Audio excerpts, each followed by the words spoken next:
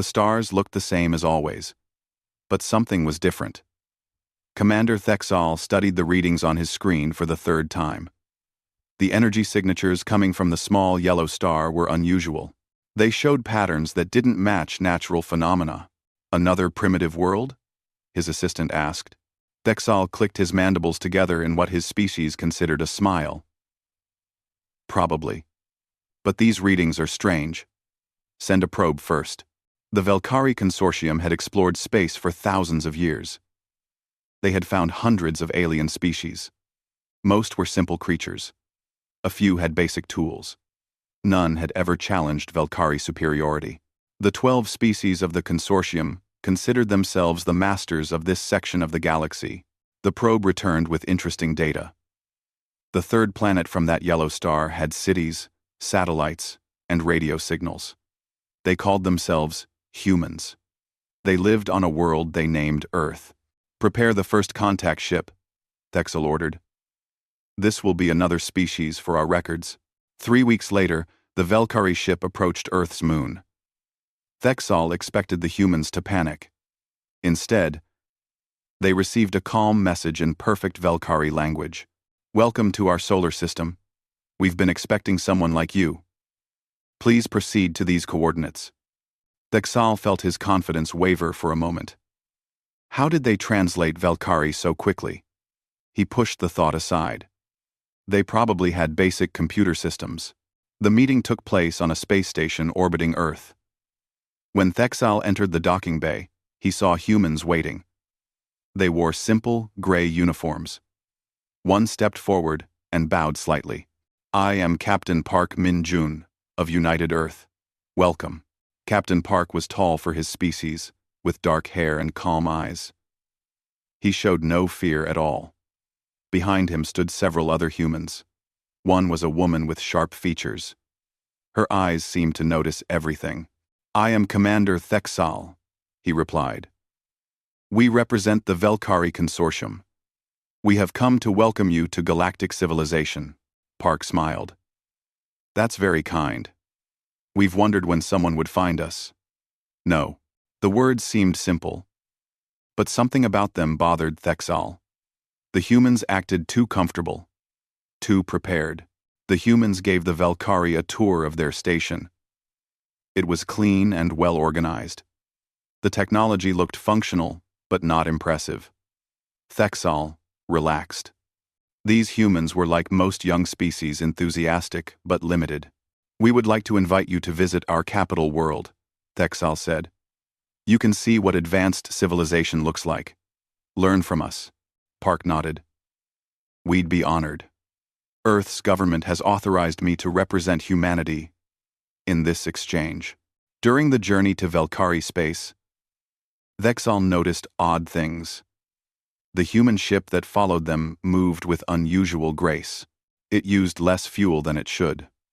The human crew never seemed worried or impressed by anything. His cultural officer, a small female named Pixit, reviewed the human databases they'd been given. She kept making confused sounds. Something wrong? Thexal asked. Their data is strange, Pixit said. They mention things like sector administration and colony coordination. But they only have one planet. Translation errors, Thexal decided. Young species often have confusing record systems, but Pixet wasn't finished. They also have references to something called frontier defense and outer territories. It doesn't make sense for a single planet species. End quote. Was. End quote. End quote. Thexal examined the data himself. It was odd. But humans were new to space. They probably didn't organize their information well yet. The journey took 2 weeks. During that time, Captain Park and his team were perfect guests.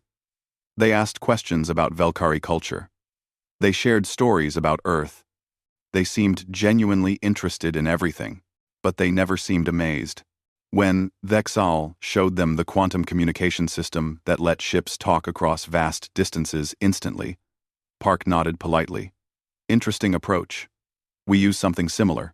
When they demonstrated the medical bay that could heal most injuries in hours, The human woman, Sergeant Lee Da-un, remarked. Clever design. More compact than ours. More compact than theirs? What did that mean? They finally arrived at Velkara Prime, the consortium's capital world. It was beautiful. Massive cities covered 3 continents. Ships filled the sky. The orbital stations could house millions. This is the center of galactic civilization, Thexal announced proudly. Park looked out at the view. It's very impressive. You've built something remarkable here. But again, he didn't seem shocked. He seemed appreciative, like someone admiring a neighbor's nice garden. The Velkari Council greeted the humans formally. 12 ambassadors, 1 from each species, sat in the grand chamber. They welcomed Earth to the galaxy. They offered trade agreements. They suggested humans might want to join as a junior member of the consortium. Park listened carefully. He thanked them for their generosity. Then he said something that made Thexal's scales tingle. We'll need to discuss this with our government. The sector administration will want to review any agreements carefully. There was that word again. Sector. One of the council members, an ancient being named Vorath, leaned forward. Park paused. He glanced at his team. Sergeant Lee met his eyes and gave a tiny nod. I apologize, Park said smoothly. A translation issue. I meant our world government. But Thexal had seen that look. That pause. The humans were hiding something. Thexal, that night, Thexal couldn't sleep. He went to his office and started digging through human data more carefully. He used advanced analysis tools. He looked for patterns. What he found made his blood run cold. References to colony ship construction. Mentions of intersector commerce. Records of something called the Silent Fleet. Data about frontier expansion projects. Dating back hundreds of years. And maps. Star maps showing not one solar system, but hundreds.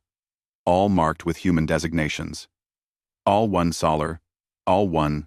Thexal called his intelligence team. Send stealth probes to the human solar system. I want a complete scan. Everything. Everything. The probes launched immediately. They would take days to return data.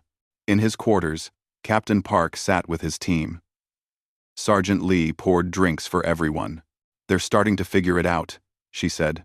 Park nodded. Faster than I expected. The Velkari are smart. Should we tell them? Another officer asked. Not yet, Park replied. Let them discover it themselves. It's better that way. Less shocking. He looked out at the Velkari city below.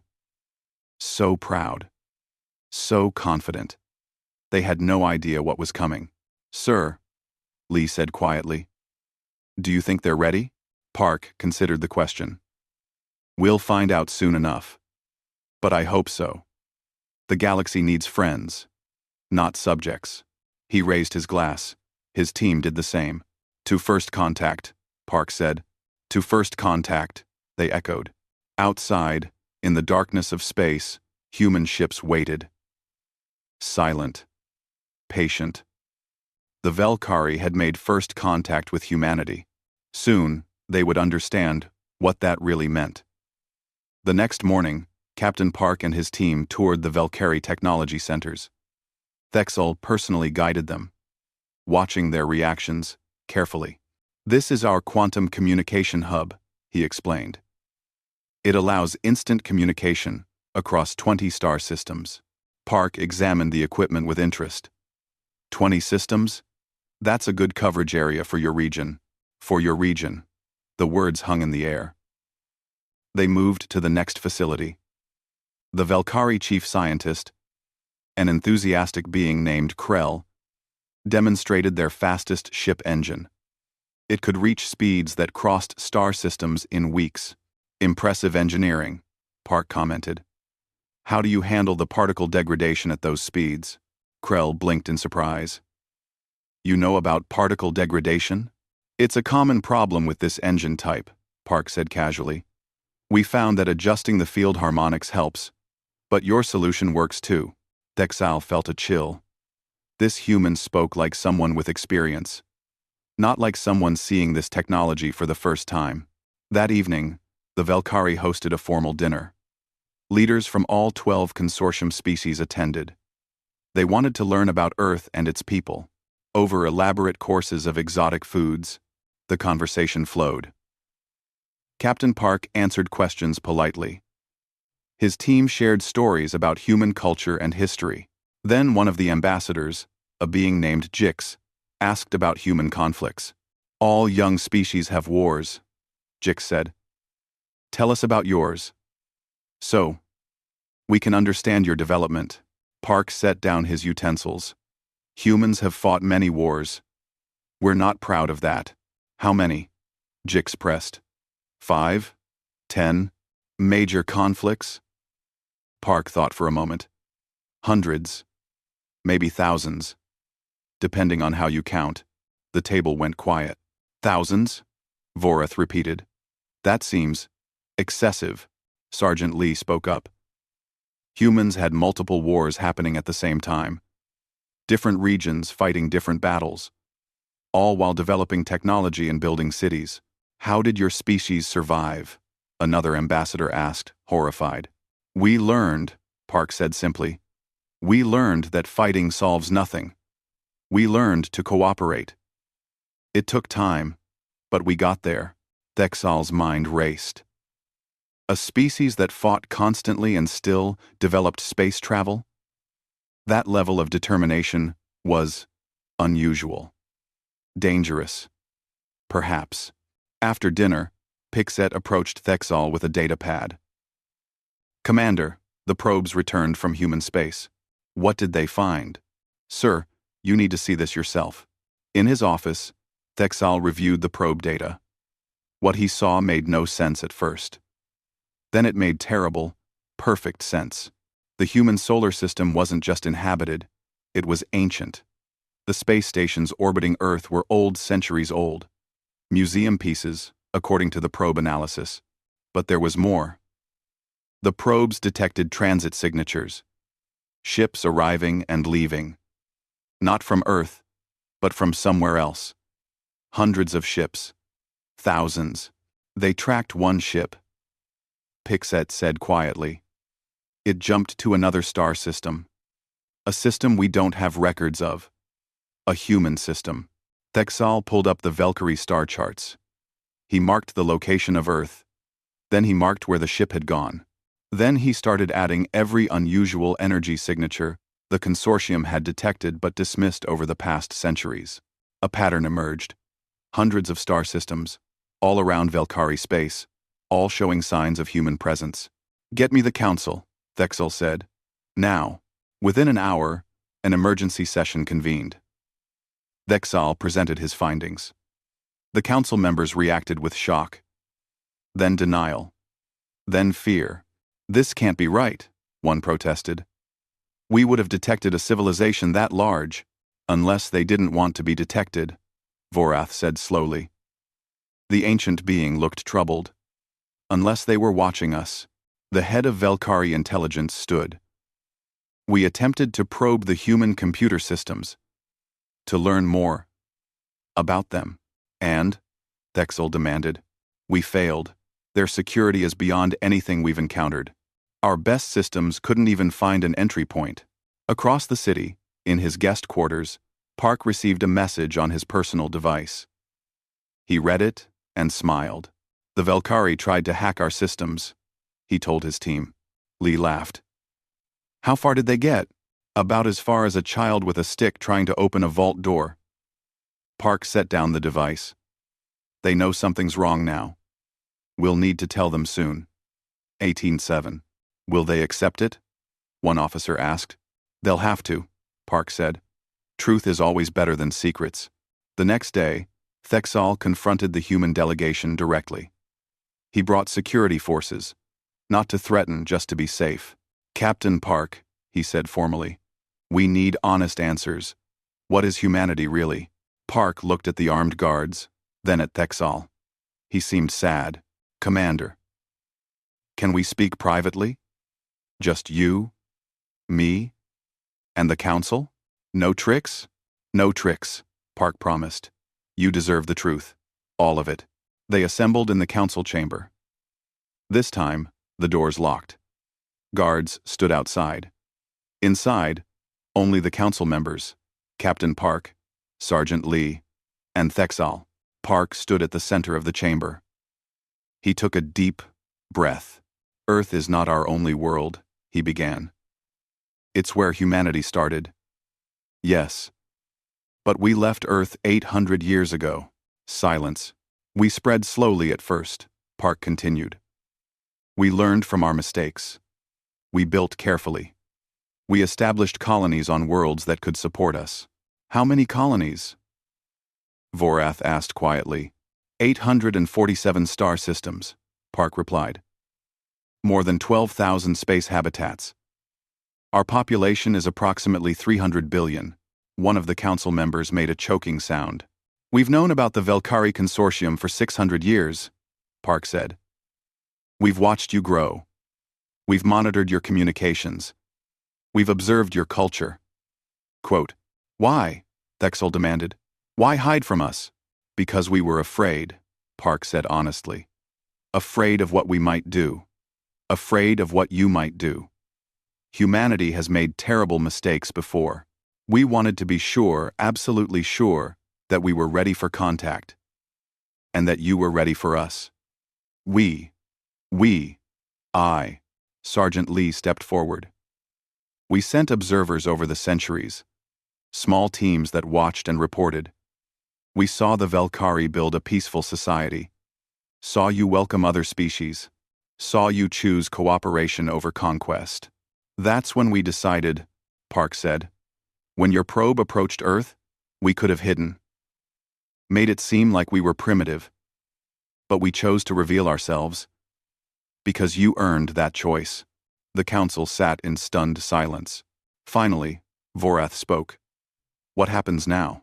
Park smiled. Now, we get to be friends. If you'll have us. Before anyone could respond, alarms blared throughout the building. Thexal grabbed his communicator. What's happening? Sir, a voice shouted over the channel. Ships entering the system. Critian Empire. They're demanding we surrender. And they're demanding the humans submit to Critian authority. The Critian Empire, the one major power that ruled through fear and force. Park's face went cold. He touched his own communicator. Park to Commonwealth Defense Command. We have a situation. The response came immediately. Already detected, Captain. Task force en route. ETA, 2 minutes. 2 minutes? Thexel thought. They had ships that close? They all rushed to the observation deck. In space above the planet, 40 Critian warships appeared. They were massive, bristling with weapons. Then space twisted. More ships appeared, human ships, and they were bigger than anything the Velkari had ever seen. The Critian warships hung in space like dark storm clouds. Their commander's face appeared on every screen across the Velkari capital. He was large, covered in scales and armor, with eyes that held nothing but contempt. I am War Chief, Draxus of the Critian Empire, the image announced. We have heard rumors of a new species. These humans will submit to Critian authority. The Velkari will stand aside. You have 1 hour to comply. Velkari. Velkari. Well, stand aside. Well, stand aside. You have 1 hour to comply. Velkari. Thexal felt his heart sink. The Critians were brutal. The Velkari had avoided war with them, only through careful diplomacy and staying out of their territory. Now the Critians were here, in Velkari space, making demands. We should evacuate the capital, one council member whispered. But Captain Park stood calmly, watching the screens. He touched his communicator again. Park, to HCS Indomitable. Admiral Song, are you receiving this? A woman's voice responded, crisp and professional. Confirmed, Captain. We see them. 30 ships in our task force are in position. Do the Velkari need protection? They might, Park replied. Understood. Holding position. Weapons cold until provoked. Thexal stared at Park. Your ships are already here? They've been in this sector for 3 days, Park said. Standard escort protocol. We don't travel without protection. On the observation deck, everyone watched as the human fleet became visible.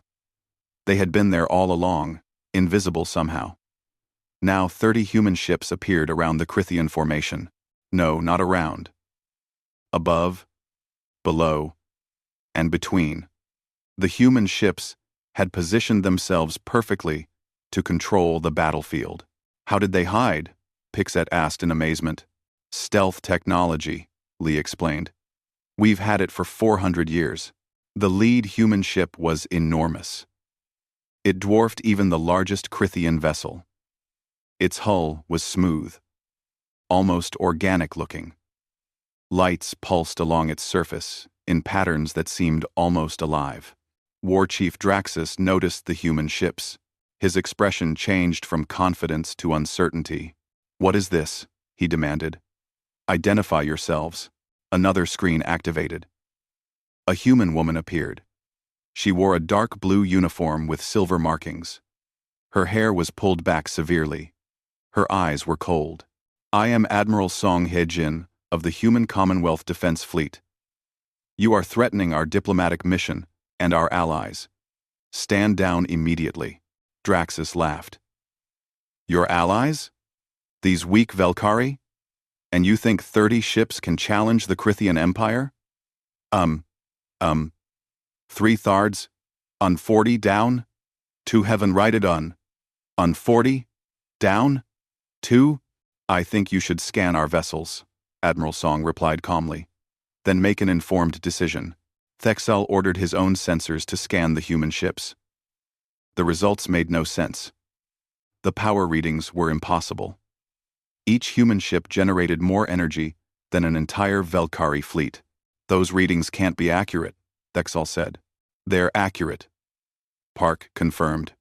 Admiral Song commands a Fortress-class vessel. She has 50,000 personnel on that ship alone. Trive. Admiral Song confirmed. 50,000? On one ship? The entire Velkari Space Force was only 30,000. War Chief Draxus must have received similar readings. His confident expression faded. You will still submit, he said, but his voice held less certainty. The Critian Empire does not bow to threats. Neither does humanity, Admiral Song replied. Last chance. Withdraw peacefully. Never, Draxus roared.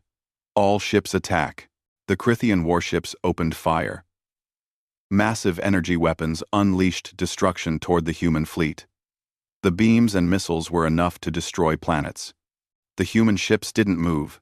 Light bloomed around each human vessel. Shields activated, but unlike any shields the Velkari had ever seen. The Critian weapons struck them, and simply stopped. The energy dispersed across the shield's surface, spread out, redirected back into space harmlessly. Return fire, Admiral Song ordered. The human ships responded. But they didn't use missiles or energy beams. Instead, they fired what looked like small projectiles. Thousands of them. The projectiles reached the Critian ships in seconds. They didn't explode. They attached to the hulls and released electromagnetic pulses. One by one, every Critian ship went dark. Their engines stopped. Their weapons powered down. Their life support remained active, but everything else failed. The entire battle lasted 11 minutes. Thexal couldn't breathe. The most feared military power in this sector, defeated completely. And not a single ship destroyed. Not a single life lost. What did you do? He asked. Disabled their vessels, Park explained. Our weapons are designed to neutralize threats without causing casualties. We learned long ago that killing your enemies only creates more enemies. Admiral Song's voice came over the channel again, this time directed at the Critian ships. War Chief Draxus, your fleet is disabled. We are sending rescue teams to ensure your life support remains stable. Your crew will not be harmed. We will discuss terms of your release once you've had time to reconsider your position. Draxus appeared on screen again. His face showed shock and something else, respect. Among Crithians, strength was everything. And humanity had just demonstrated overwhelming strength, combined with mercy. You defeated us without killing anyone? He asked.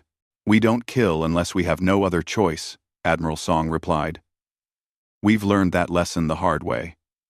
Across the galaxy, news networks exploded. The Velkari weren't the only ones who had detected the battle. Every major civilization in the sector had sensors capable of watching. A new power had emerged, a power that could defeat the Critian Empire in minutes.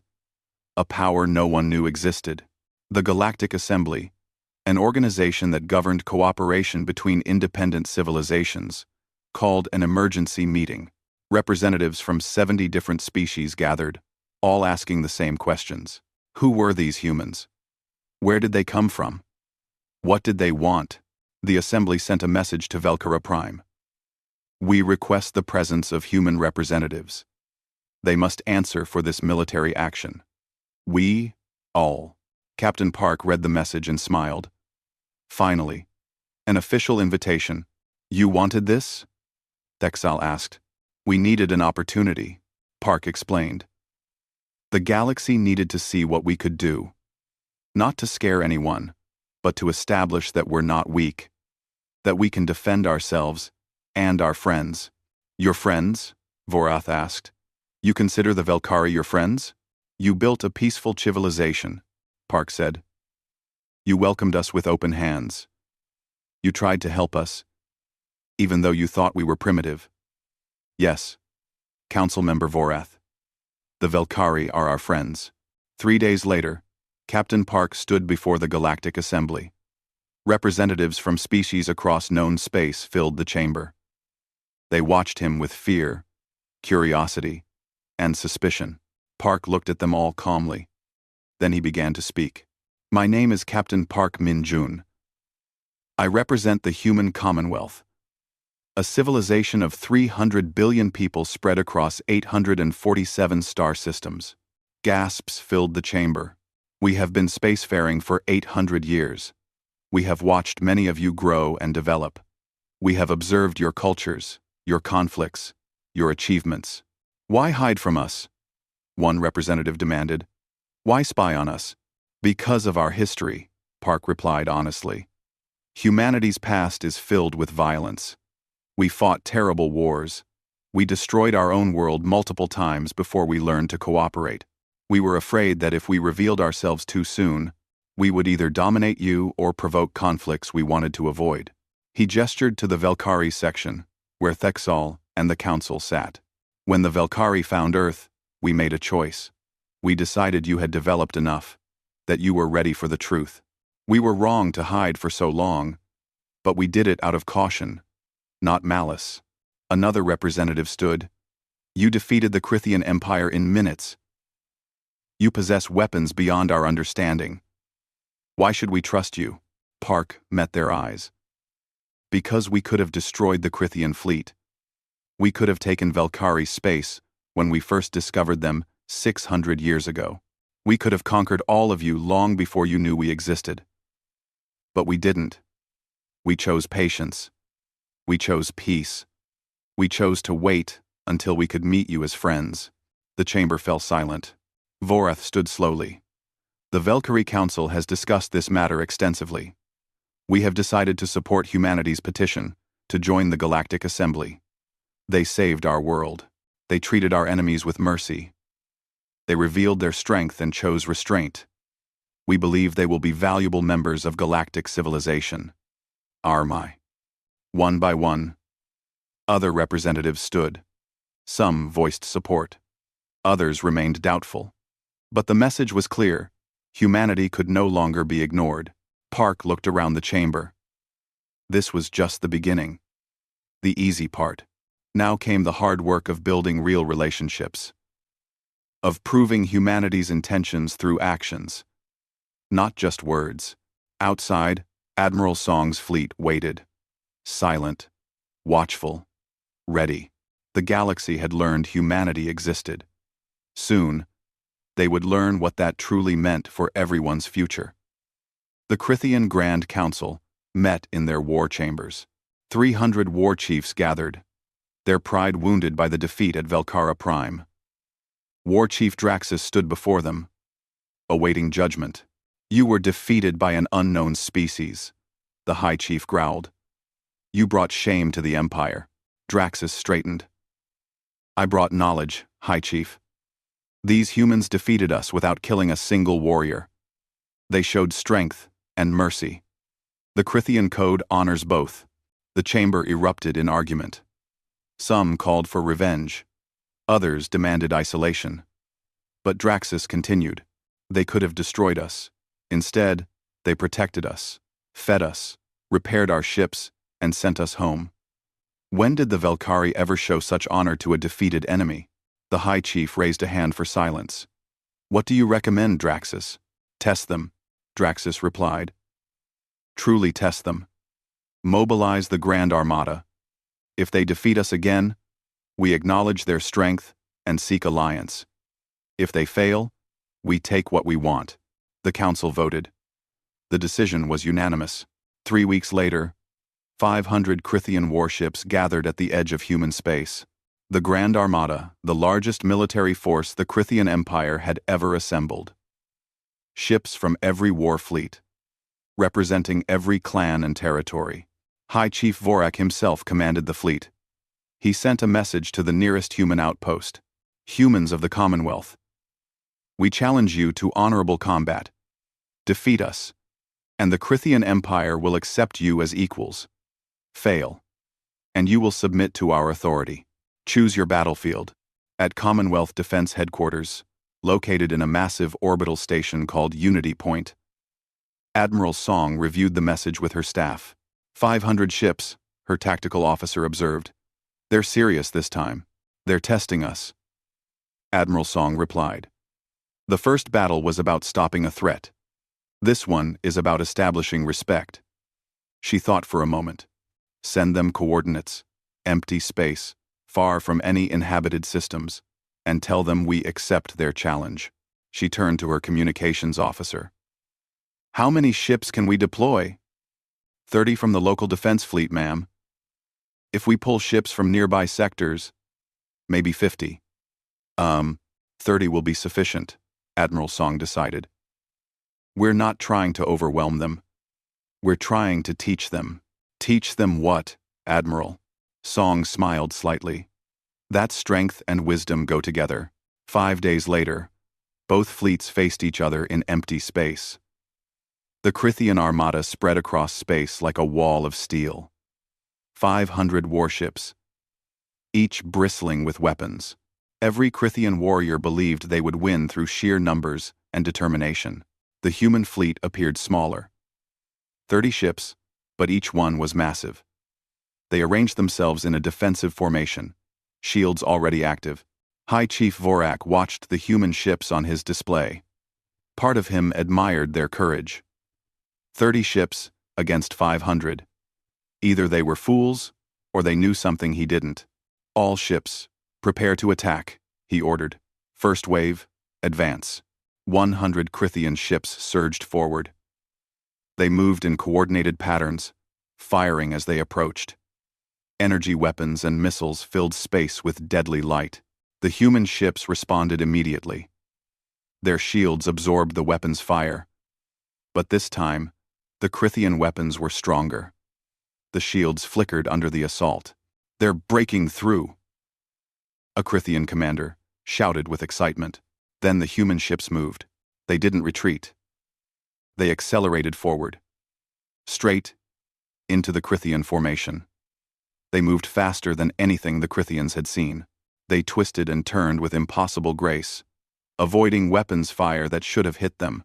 Each human ship released thousands of small drones. The drones swarmed around the Critian vessels, like insects. They attached to weapons ports, engine exhausts, sensor arrays. Within seconds, They released electromagnetic pulses. The first wave of Critian ships went dark. Second wave, attack, Vorak ordered. Don't let them close. 200 more ships advanced. They adjusted their tactics, trying to maintain distance. They focused their fire on individual human vessels. The human ships adapted instantly. They coordinated their movements, creating overlapping shield zones. When one ship's shields weakened, another moved to cover it. They worked together with perfect synchronization, and their weapons never stopped. More drones deployed, more Critian ships disabled. They're predicting our movements, a Critian tactical officer shouted. Admiral Song watched the battle from her command center. Data streamed across her displays, showing every ship position, every energy signature, every tactical decision. The Critians are adapting faster than expected, her tactical officer noted. They're learning our patterns. Good, Song replied. That means they're smart enough to be allies. Tactical team. Implement pattern Delta 7. Show them something new. The human ships suddenly changed their entire approach. Instead of defensive formations, they split into smaller groups. Each group focused on specific sections of the Critian fleet.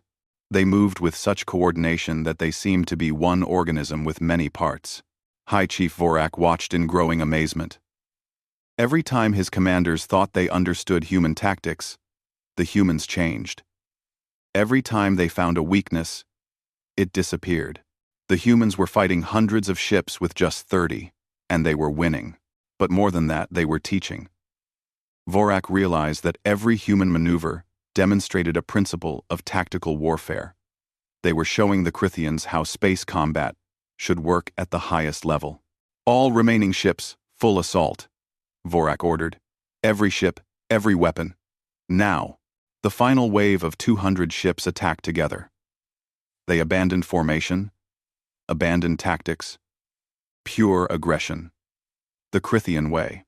The human response was beautiful in its efficiency. Their ships moved into a sphere formation. Their shields linked together, creating one massive protective bubble. The Critian weapons struck the shield and accomplished nothing. Then the human ships fired their main weapons for the first time. Not the small drones. Actual ship weapons. They didn't fire at the Critian vessels. They fired into space around them. Energy bursts created a web of electromagnetic fields that caught every Critian ship at once. In 30 seconds, the entire Critian Grand Armada went dark. 500 ships disabled. 0 casualties. The battle had lasted 18 minutes. Aboard the human flagship, Admiral Song opened a channel to the Critian command ship. High Chief Vorak, this is Admiral Song Heejin. Your warriors fought with courage and skill. We honor your strength. But the battle is over. We are sending crews to ensure your ships remain stable. No one will be harmed. Vorak sat in his darkened command center, emergency lights casting shadows. He had led the most powerful military force in Critian history. He had been defeated by a force 1/16 its size. And he felt proud?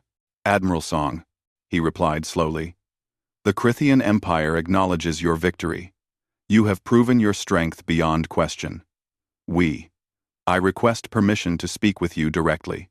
6 hours later, Vorak stood aboard the HCS Indomitable. The human flagship was enormous inside. Corridors stretched like city streets. Crew members moved with purpose and precision. Everything was clean, organized, efficient. Admiral Song met him in a conference room. She was smaller than most Critians, but her presence filled the space. She gestured to a seat. Please, High Chief. We have much to discuss. Vorak sat carefully. You defeated us twice. You could have destroyed us both times. Why show mercy? Because dead enemies stay enemies, Song replied. Living enemies can become friends. And humanity needs friends, not graves. We challenged you to prove your strength, Vorak said. You proved much more than that. You proved your wisdom. He leaned forward. The Critian Empire values strength above all things. You have shown us strength we did not know was possible, and you combined it with honor. We wish to learn from you. Tractep 2. We wish to learn from you. Report 2. Song smiled. We can teach you our tactics, our technology. In exchange, we'd like to learn about Critian warrior culture. We've studied you from a distance, but we'd prefer direct knowledge. You want an alliance? Vorak asked carefully. We want friendship, Song corrected. Alliances are political. Friendship is personal. We'd like both. If possible. Vorak thought about this. In Critian culture, respect came from victory. But the humans offered something different, respect through teaching. They weren't trying to dominate. They were trying to uplift. I cannot speak for the entire council, Vorak said finally. But I believe they will agree. You have given us more honor in defeat than we ever earned in victory. News of the battle spread even faster than before. The Critian Grand Armada defeated. The humans had faced impossible odds and won effortlessly. Species across the galaxy responded differently. Some were terrified. Others were excited. Many began sending diplomatic requests to the Commonwealth. In the Velkari capital, Thexal watched the battle recordings for the 10th time. Each viewing revealed new details, new tactics, new possibilities. They're not just strong, he told Vorath. They're artists. They turned warfare into a teaching moment. And now they're making allies of their enemies, Vorath observed. The Critians will follow strength. If humanity offers strength and wisdom together. He trailed off, considering the implications. The galaxy is changing, Thexal said quietly. Yes, Vorath agreed. The question is whether we change with it or get left behind. In space above Unity Point, Admiral Song stood at an observation window. Captain Park had arrived from his diplomatic mission. He joined her, looking out at the stars. The Critians want to join the Commonwealth, Song told him. Not as subjects, as partners. Park nodded slowly. That's good. We'll need them for what's coming. The Void Collective? It's only a matter of time before they notice we've revealed ourselves, Park said. We've been containing them for centuries. Now they'll know we can't hide anymore. Song looked at him. Are you worried? Park smiled. No. Because this time, we won't face them alone. We'll face them with friends. And that makes all the difference. Outside, in the darkness between stars, something ancient stirred. Something that had watched humanity's rise with cold calculation.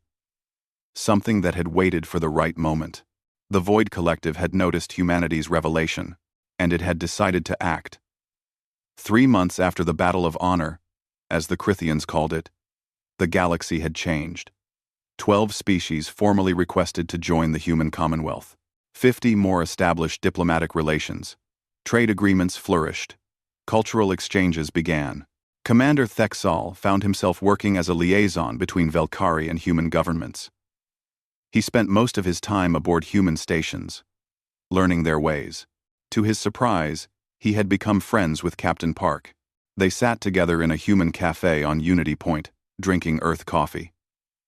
Park had developed a taste for Velkari spiced tea. They traded cups and laughed about their differences. I still can't believe you hid for 600 years, Thexal said. The patience that required. We learned patience from our mistakes, Park replied. An alert interrupted them. Park's communicator flashed urgently. He read the message, and his expression went cold. What's wrong? Thexal asked. The Void Collective, Park said quietly. They're attacking. Across human space, alarms sounded. The Void Collective, ancient artificial intelligences that predated most organic civilizations, had launched simultaneous attacks on 15 different star systems. 8 were human systems. 7 belonged to other species. Admiral Song rushed to her command center. Reports flooded in from across the galaxy. The Void Collective used weapons unlike anything most species had seen. They didn't just destroy, they consumed. They converted matter into more machines, spreading like a plague. "How bad is it?" she asked her staff. "Bad." They hit the Jarvis colony in Sector 19. 5 million colonists. The colony is gone. Converted to void machines in 6 hours. Her tactical officer's voice shook. They attacked Velkari outposts, Crithian frontier worlds, civilian targets. Song felt cold fury building. Mobilize all defense fleets. Send the emergency signal to the Commonwealth Assembly. She opened a channel to every species leadership. "This is Admiral Song of the Commonwealth Defense Fleet. The Void Collective has attacked multiple systems. This is not just humanity's problem. This is everyone's problem. We need immediate coordination. Within hours, an emergency session convened via quantum communication. Leaders from 70 species appeared on displays. Many looked confused. Others showed fear. "What is the Void Collective?" the Velkari Council asked. Park stood to answer. "They're ancient machines. Artificial intelligences created billions of years ago by a species that no longer exists. They've been spreading through the galaxy ever since, consuming resources and destroying civilizations. Why didn't you warn us?" someone demanded. "Because we were handling it," Park replied. "For 800 years, humanity has been fighting the Void Collective. We've contained them in dead regions of space. We've destroyed their fleets before they reached inhabited systems. We've lost millions of people in that fight. But we kept you safe without you ever knowing the danger existed." Thexal felt his blood freeze. All this time, while the Velkari had felt safe in their space, humans had been fighting ancient horrors in the darkness. "Why reveal it now?" Vorath asked. "Because they know about you now," Admiral Song explained. "They monitored our revelation. They saw the galaxy becoming unified. They decided to strike before we could organize properly." High Chief Vorek's image growled. "Then we fight them together. The Critian Empire will deploy its fleets. As will the Velkari," Vorath declared. One by one, species pledged their support. Some had small fleets. Others had better technology. All offered what they could. Park looked at the assembled leaders. "We appreciate your support. But you need to understand what we're facing. The Void Collective doesn't negotiate. It doesn't retreat. It only consumes. This will be the hardest battle any of us have ever fought. Then it's good we face it together," Thexal said firmly. The combined fleet assembled over the next week. 4,000 ships from 30 different species. The largest military force in galactic history. Humans provided tactical coordination. Crithians led assault groups. Velkari managed logistics. Every species contributed their strengths. Park commanded the fleet from his ship, now upgraded to a command vessel. Thexal served as his second officer, coordinating between different species communication systems. The Void Collective had established a staging area in the Vex Nebula. Sensors detected thousands of void machines constructing a massive gateway. If they completed it, more void forces from deep space would pour through. "We have to stop that gateway," Admiral Song stated at the strategy meeting. "If it activates, we face an endless enemy. How do we destroy it?" Vorak asked. A human engineer brought up schematics. "The gateway draws power from 5 core reactors. We need to disable all 5 simultaneously. But they're protected by void defense platforms. Hundreds of them. We split into 5 task forces," Park suggested. "Each targets 1 reactor. We hit them all at once." The battle plan took shape. Each task force would combine human firepower, Crithian aggression, and alien ingenuity from other species. It would be the first true test of galactic cooperation. 3 days later, the combined fleet entered the Vex Nebula. Void machines detected them immediately. Dark ships emerged from the nebula clouds. Strange weapons that bent reality itself began firing. The battle was chaos. Void weapons bypassed normal shields. They struck ships directly, beginning the conversion process. But the Allied forces had prepared. Human engineers had shared shield modifications with every species. The modifications didn't stop void weapons, but they slowed them down enough for crews to evacuate. Task Force 1, led by Admiral Song, pushed toward the first reactor. Void platforms swarmed them. Human shields held, while Critian ships fired everything they had. The Critians had learned human tactics, but kept their aggressive spirit. They created openings that human precision exploited. Task Force 2, commanded by Vorak, faced similar challenges. But Vorak had learned something from humans' patience. Instead of rushing, he maneuvered carefully. He used Valkyrie science ships to analyze void defenses, then struck at weaknesses. Task Forces 3, 4, and 5 fought their own desperate battles.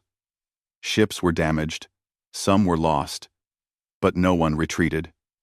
Species that had never fought together before moved in coordination. Park watched the battle unfold from his command center. Thexal worked beside him, translating communications between species whose languages couldn't easily connect.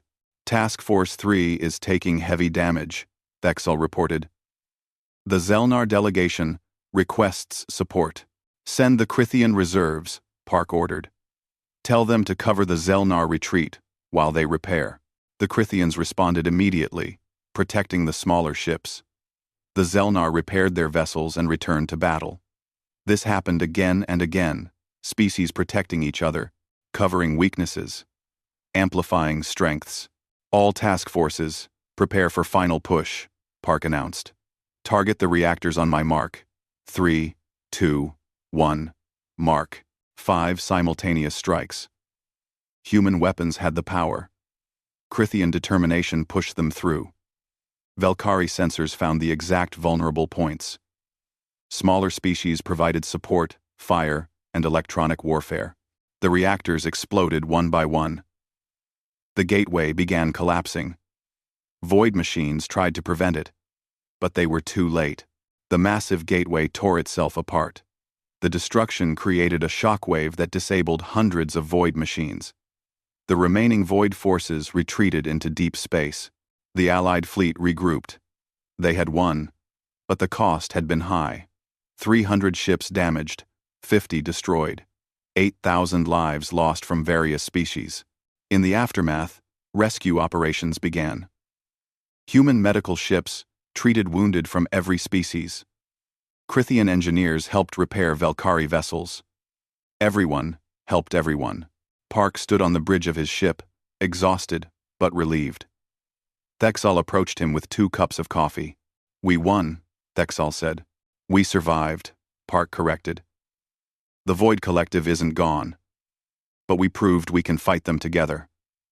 Well, 6 weeks later, the Galactic Assembly held a formal session.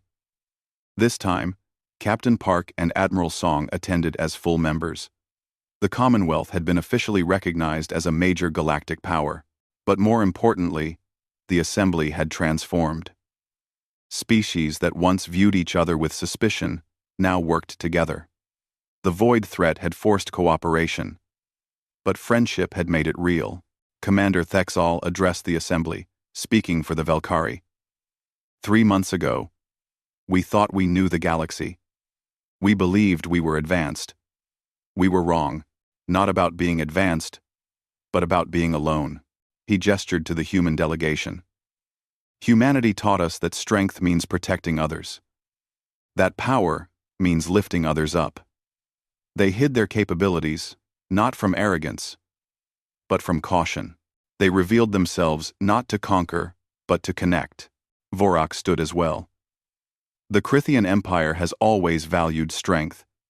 Humans showed us that true strength includes mercy. True power includes wisdom. We are honored to call them allies. More than that, we are honored to call them friends.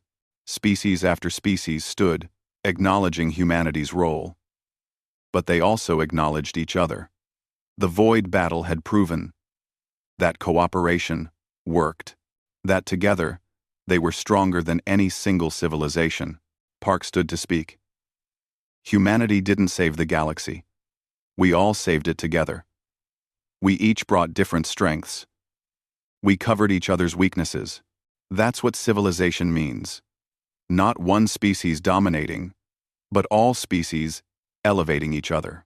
He looked around the chamber. The Void Collective will attack again. Other threats will emerge. But now we face them together. Not as humans or Velkari or Crithians. As people. As friends. As one galaxy. The Assembly voted unanimously to form a permanent defense alliance.